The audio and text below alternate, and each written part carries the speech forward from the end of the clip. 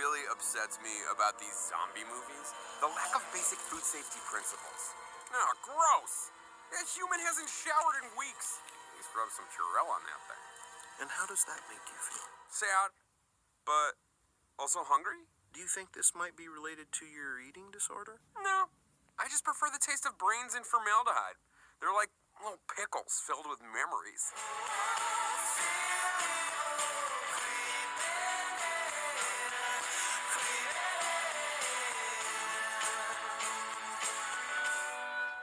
Now, how are things going with the zombie movie you're writing? The human movie I'm writing?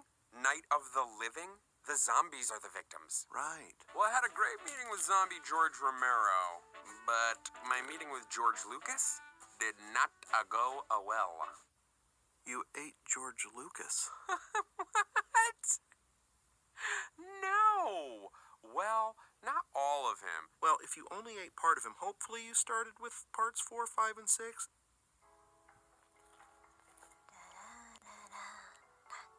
Mia, I'm gonna need you to get a hold of John.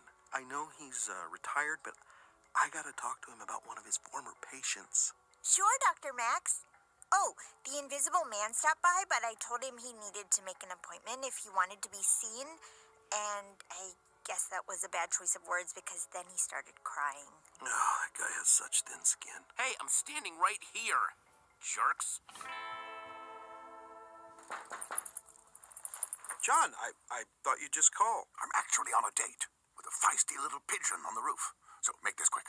I don't want to ruffle any feathers, although I do intend to ruffle some other bird parts. Please don't tell me these things. Max, I know I'm your great-great-grandfather, but a healthy sex life is nothing to be ashamed of. You're trying to fornicate with a flying rat. Don't be crude. We call it making dove. Now, what's your dilemma? It's your old patient, Charlie. If he offered you a lead role in his human movie, turn it down. Sure, it could be your big break in Hollywood, but you'll just be chewed up and spit out by a bunch of brainless monsters. Plus, the zombies might eat you. He ate George Lucas. Do I have an ethical obligation to report that? Did you like the Star Wars prequels? I don't think that's... You know, I overheard part of your session on account of my bad ears. How'd I do? Passably. Of course, I'm a tough act to follow. Why, I still remember what my very first patient told me. I've on to say you're good. He was a famous vampire from Transylvania. A count. Ethically, I shouldn't say more. It was Dracula. Yeah, no, I know. You've told me the Dracula story before.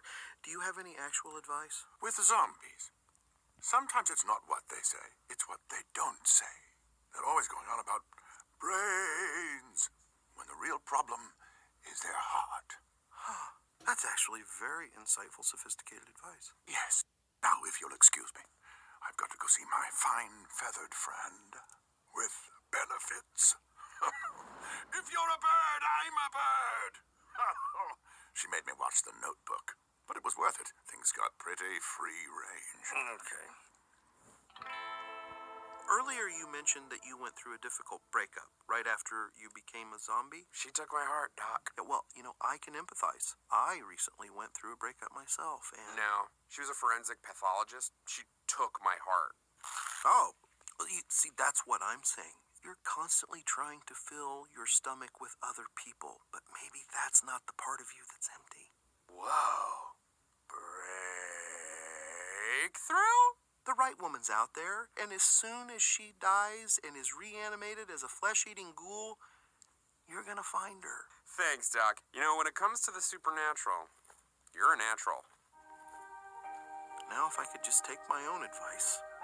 Max, this isn't working out. It's not you. It's me, is what I wish I could say.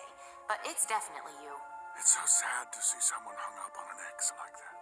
Especially when there are plenty of fish in the sea. No, I'm not saying I'm attracted to fish. Wait, are eels fish?